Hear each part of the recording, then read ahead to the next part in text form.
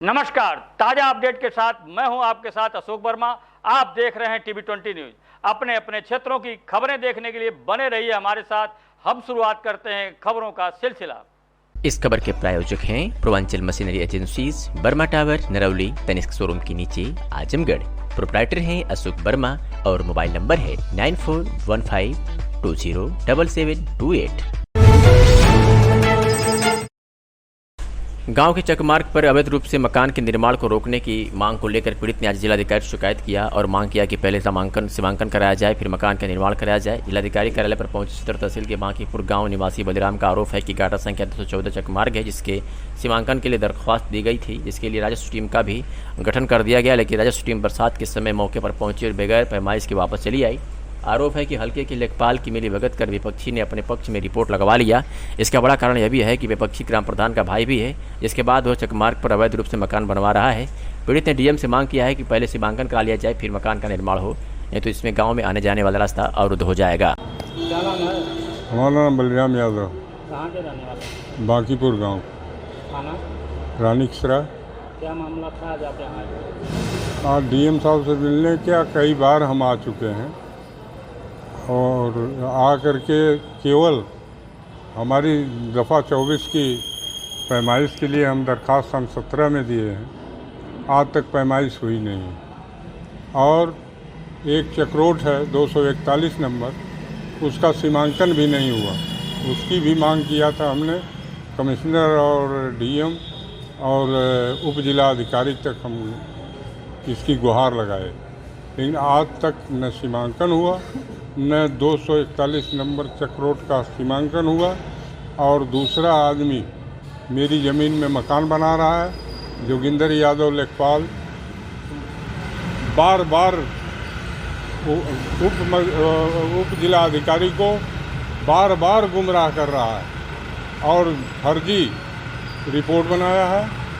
और उसके प्रधान उसके घर का है राजेश के, और उसने फर्जी दस्तखत भी करा करके और उप जिला अधिकारी को गुमराह कर रहा है।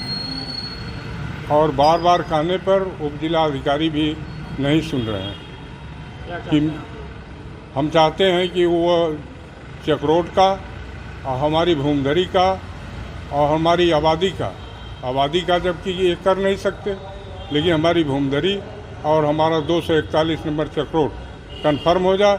जहाँ उसका है वो उधर हो जाए और जिधर हमारा है हम उधर हो जाए। उसका पूरब साइड में है, हमारा पश्चिम साइड में है। तो वर्तमान में वो कुछ कर रहा है? वो मकान बना रहा है और चारों तरफ से जोगिंदर यादव के कहने के अनुसार, और वो आबादी नाप करके गए हैं और आबादी में हमारा है, लेकिन वो जोगिंदर यादव बार बार कहने पर भी नहीं मान रहे थे और जिला अधिकारी को गुमराह करके और उसका चारों तरफ से मकान जुड़वा रहे हैं।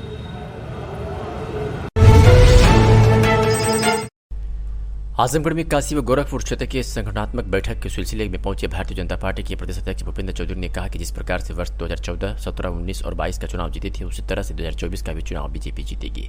बिजली, पानी, सड़क सुरक्षा को लेकर भारतीय जनता पार्टी का कमिटमेंट है और उसी के आधार पर वह आगे चल रही है। समाजवादी पार्टी लगातार 4 चुनाव हार चुकी है। पिछले विधानसभा चुनाव में भी उन्होंने 400 सीटें जीतने का दावा किया था। क्या परिणाम निकला? उनकी 2012 से 2017 तक की सरकार अराजकता की भीड़ चढ़ गई थी, गुंडा माफिया हावी थे। पिछले 6 सालों से उत्तर प्रदेश में न्यूनतम अपराध है, इसलिए भारी संख्या में लोग यहाँ निवेश करने के लिए ललायित थे। सरकार यहाँ के लोगों का ज़्यादा से ज़्यादा रोजगार अपने प्रदेश में ही दिलाने के लिए भरसक प्रयास कर रही है। प्रदेश अध्यक्ष ने बिजली के लिए 24 घंटे, जिला मुख्यालयों को 20 घंटे, तहसील मुख्यालय और 18 घंटे गाँव में बिजली देने का निर्देश दिया गया है। पहले की सरकार में केवल 4 जिलों में बिजली पहुँचती थी, जिसमें रामपुर, इटावा, अमेठी और रायबरेली था। यह सरकार कभी भी सभी को बराबर से बिजली दे रही है, चाहे वह गोरखपुर, बनारस, आजमगढ़ संगठन के माध्यम से आम जनता के बीच योजनाओं को लेकर पहुंचते हैं। इसी को लेकर आजमगढ़ में अल्पकालीन विस्तारकों की बैठक हो रही है, जो अपना समय निकालकर सरकार की योजनाओं को आगे ले जाएंगे। अभी कुछ दिन पहले ही भोपाल में प्रधानमंत्री ने अपना बूथ सबसे मजबूत का नारा दिया था। इसी को लेकर सभी संगठन के लोग आगे चल रहे हैं। आगामी 2024 के चुनाव पर प्रदेश अध्यक्ष ने बोला कि अगले चुनाव में सरकार 80 सीट चुनाव में जीतने का वादा रखती है। 2014 के चुनाव में प्रदेश में लोकसभा की 73 सीटें जीते थे, 2019 में 80% सीट जीते थे, 2017 और 2022 में पिछले 50 वर्षों के इतिहास में सबसे ज़्यादा स्ट्राइक रेट रहा है। और हमारी पार्टी लगातार अपने कार्यक्रमों के अभियानों के माध्यम से हम अपनी बात जनता के बीच में कहते रहे हैं। संगठनात्मक विषयों को लेकर नियमित बैठ के जो कार्यक्रम अभियान है उनकी समीक्षा और आगामी अभियानों का रूट मैप हमें किस प्रकार से आगे अभियान चलाने हैं, इन सारे विषयों के निमित्त हम लोग बैठते हैं। आज आजमगढ़ की मैं काशी क्षेत्र के और गोरख क्षेत्र के कुछ प्रमुख कार्यकर्ताओं को बुलाया है, ऐसे कार्यकर्ताओं को बुलाया है जो एक विस्तारक के रूप में जिन्होंने समय निकालना है। अभी माननीय प्रधानमंत्री जी का मेरा बूथ सबसे मजबूत के तहत एक कार्यक्रम के तहत उन्होंने भोपाल से हम सबको संबोधित किया था। तो हमारा संगठनात्मक विषय है और संगठन की बैठकों के माध्यम से हम अपने बात को जनता के बीच में घर घर पहुंचाने का जो हमारा संकल्प है उसे लेकर हम लोग आगे बढ़ रहे हैं। सर, जैसा कि संभावना जताई जा रही है कि जयंत चौधरी जी साथ आ सकते हैं, प्रकाश राजभर, तो क्या गठबंधन को साथी बढ़ेंगे इसमें? नहीं, गठबंधन के विषय में केंद्रीय पार्टी निर्णय करती है कौन एनडीए का भाग होगा, कौन नहीं होगा, या उन किस रूप में उनके साथ गठबंधन होगा।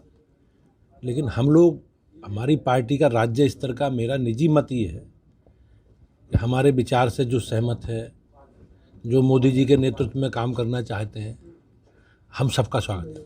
समाजवादी पार्टी अब सड़क पर उतरने का काम कर रही है, लगातार बीजेपी ऊपर आरोप लगा रही, बेरोजगारी है, महंगाई है, सब चीजें हैं। देखो ऐसा है, बिजली, पानी, सड़क, शिक्षा, स्वास्थ्य, सुरक्षा, ये हमारा कमिटमेंट है और हम इन विषयों को लेकर सरकार में आए हैं। जनता ने हमें चुना है। आप 2012 से 17 तक तुलना करो, क्या स्थिति थी बिजली की? केवल 4 जिलों को बिजली मिलती थी। रामपुर को बिजली मिलती थी, इटावा बिजली मिलती थी, लखनऊ और अमेठी रायबरेली बिजली मिलती थी।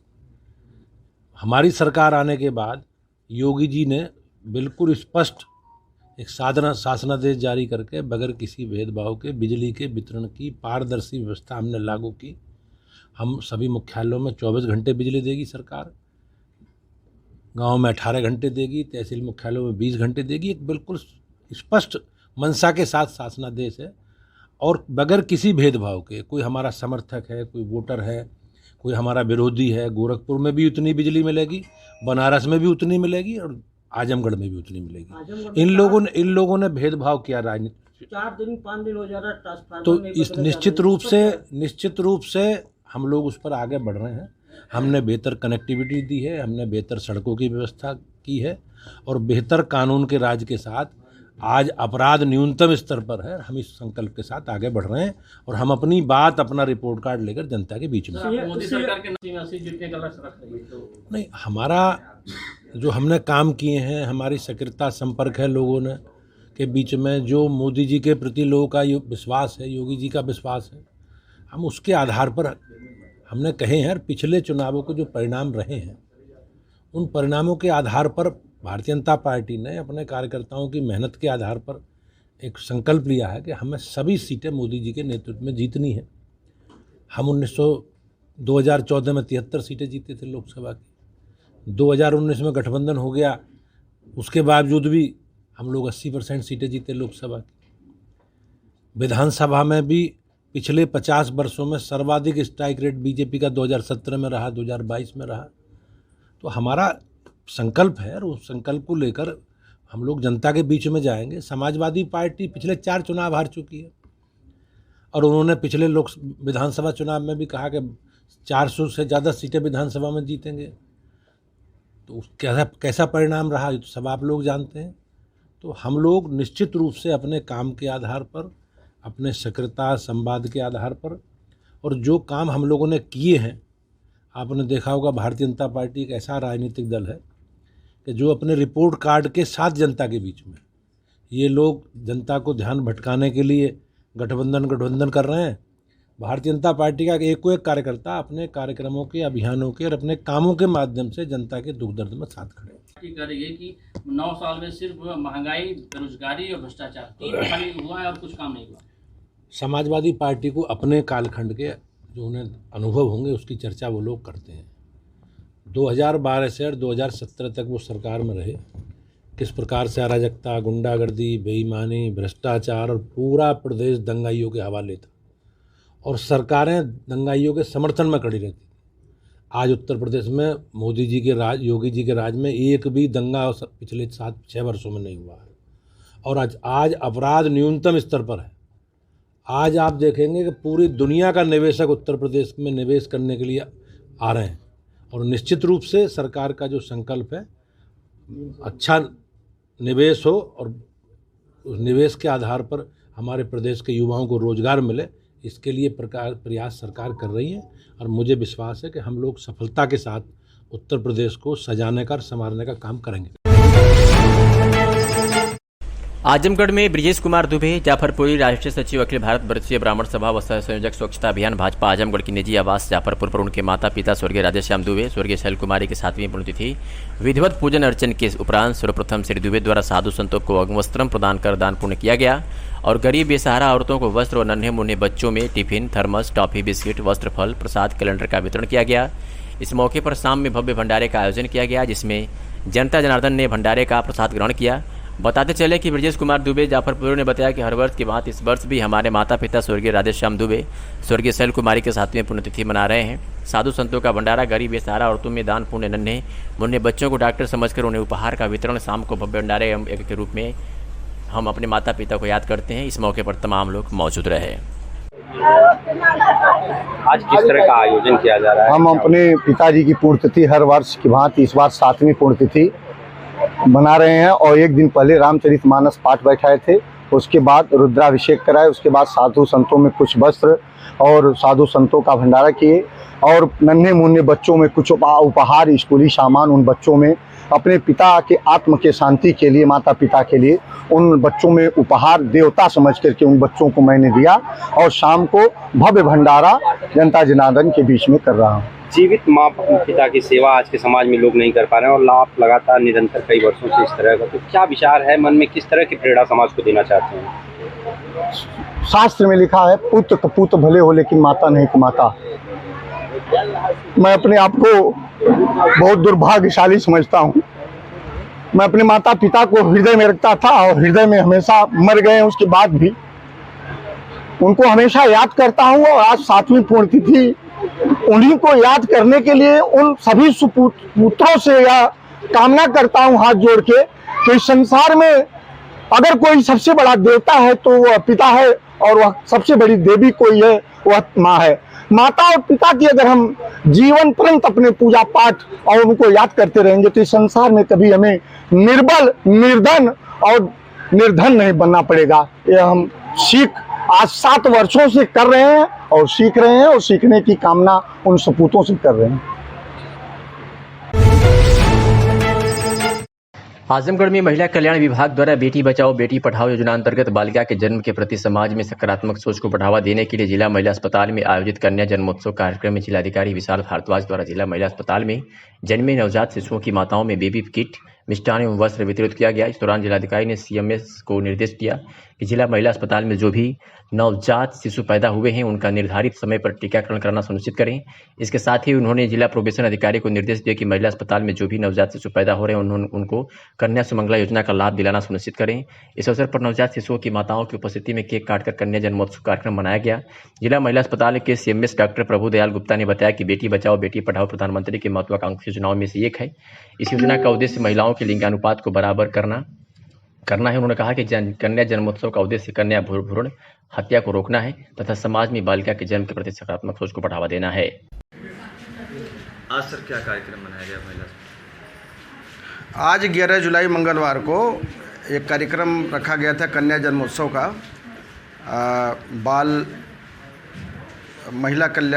जिला महिला कल्याण विभाग की तरफ से, और जिसमें जितनी भी कन्याओं का जन्म हुआ है हमारे जिला महिला चिकित्सालय आजमगढ़ में, उन कन्या नवजात शिशुओं को जो है उनका जन्मोत्सव मनाते हुए उन्हें कुछ गिफ्ट वगैरह प्रदान करने का कार्यक्रम था, जो जिलाधिकारी महोदय के द्वारा ये कार्यक्रम पहले से तय था और जिलाधिकारी महोदय का आगमन हुआ और सर ने जो है टाइम से पहुंच करके सभी जो भी जितनी भी हमारी नवजात कन्या थी उनको जो है उन्होंने गिफ्ट दिया है और ये कामना की है कि हमारी जो कन्या हैं वो उनका हर तरह से शक्तिवर्धन हो, हर तरह से वो आगे बढ़ें। केक उक भी कटेगा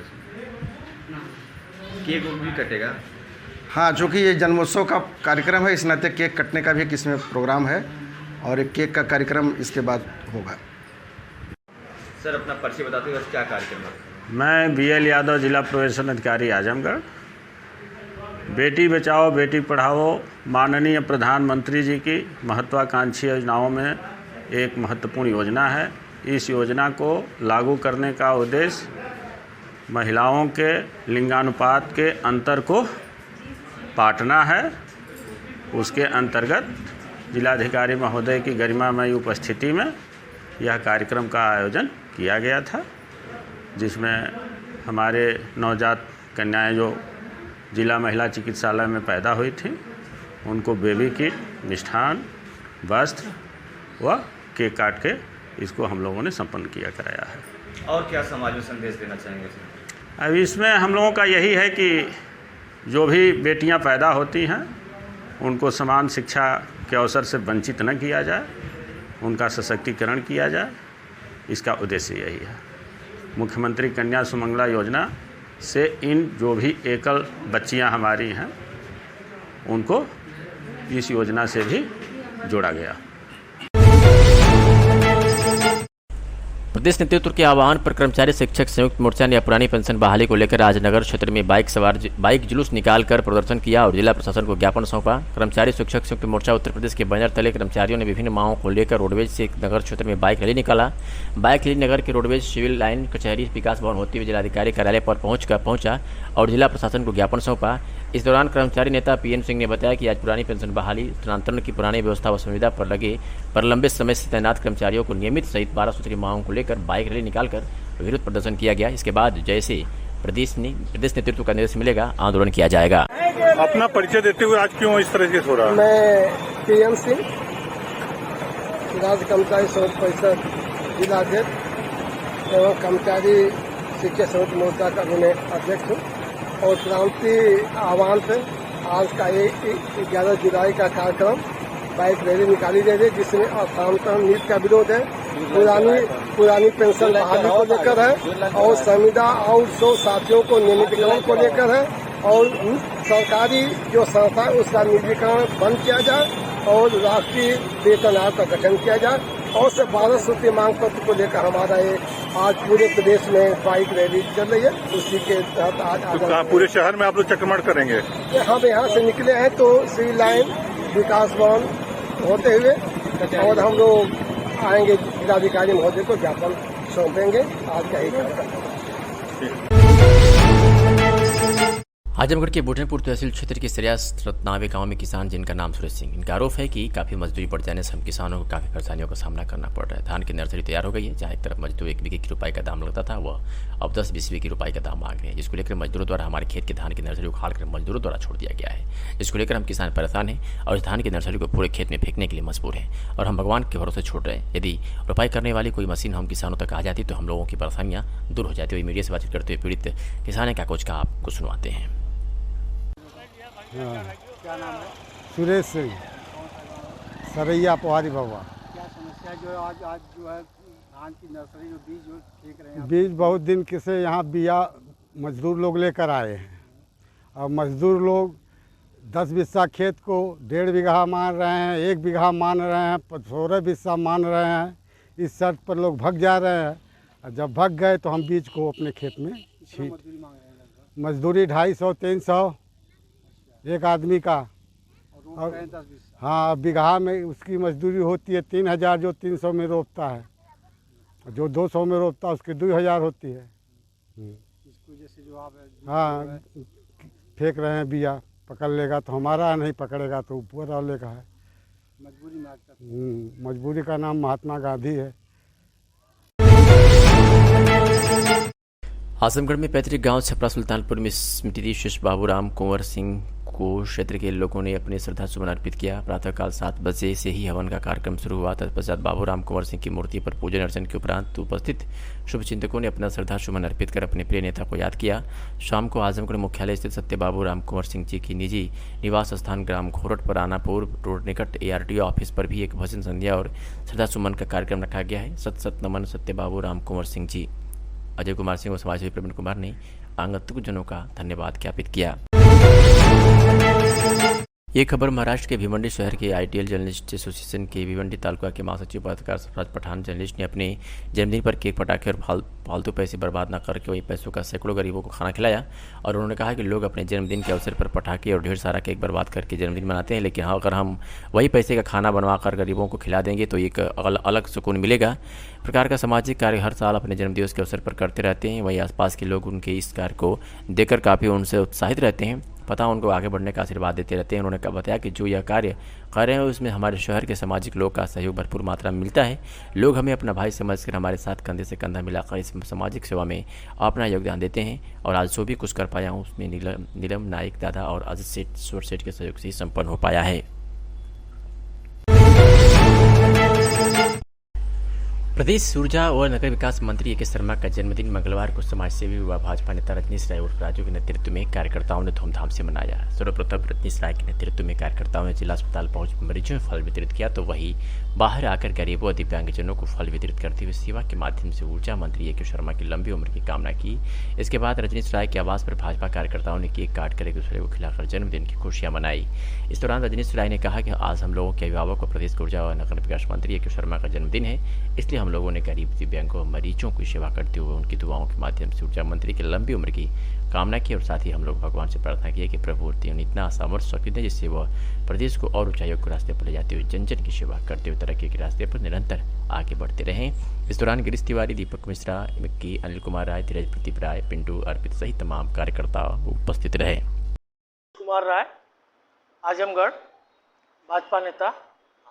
आज हम लोगों के अभिभावक, आराध्य, जन जन के नेता, उत्तर प्रदेश सरकार में कैबिनेट मंत्री ऊर्जा एवं नगर विकास माननीय A.K. शर्मा जी का जन्मदिन हम लोग मनाए हैं अपने सभी साथियों के साथ। सदर हॉस्पिटल में गरीबों को, मरीजों को हम लोग फल दे के वितरित किए। माननीय मंत्री जी के तरफ से हम लोग फल वितरित किए और उन लोगों से आग्रह किए कि हमारे मंत्री जी के लिए दुआ करें कि हमारे मंत्री जी और भी आगे बढ़ें, जिससे हम लोगों का भी सम्मान ऊंचा हो। इसके लिए हम लोगों ने माननीय मंत्री जी का केक काट कर यहाँ जन्मदिन मनाया गया।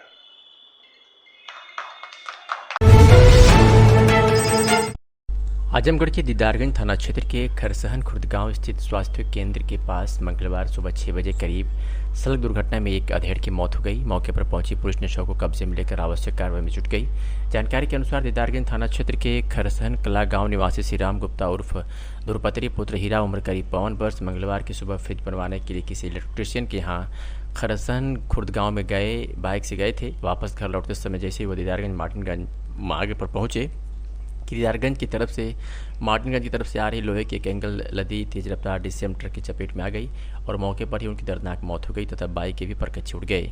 वाहन चालक मौके से वाहन छोड़कर फरार हो गया। मौत की सूचना पाकर परिजनों में कोहराम मच गया। सूचना पर मौके पर पहुंचे स्थानीय पुलिस ने शव तथा वाहन को कब्जे में लेकर आवश्यक कार्रवाई में जुट गई। मृतक सिराफ और गुरपत्री की दीदारगंज चौक पर सब्जी की पुरानी दुकान है और वह 2 लड़के और 5 लड़कियों के पिता बताए जा रहे हैं। आजमगढ़ में महाराजगंज पुलिस ने एक ऐसे शख्स को गिरफ्तार किया है जो परिवार रजिस्टर की फर्जी नकल बनवाकर लाभ लेने के प्रयास कर रहा था। 5 अप्रैल 2023 को वादी दीपक यादव पुत्र रामदरस यादव निवासी नवरार देवारा जदीद किता प्रथम थाना महाराजगंज जनपद आजमगढ़ ने विपक्षी बुझारत पुत्र यदुवंश अज्ञात द्वारा परिवार रजिस्टर की फर्जी नकल बनाकर लाभ लेने के प्रयास करने के संबंध में प्रार्थना पत्र दिया था, जिसके आधार पर पुलिस ने उसे गिरफ्तार करने में सफलता हासिल की है।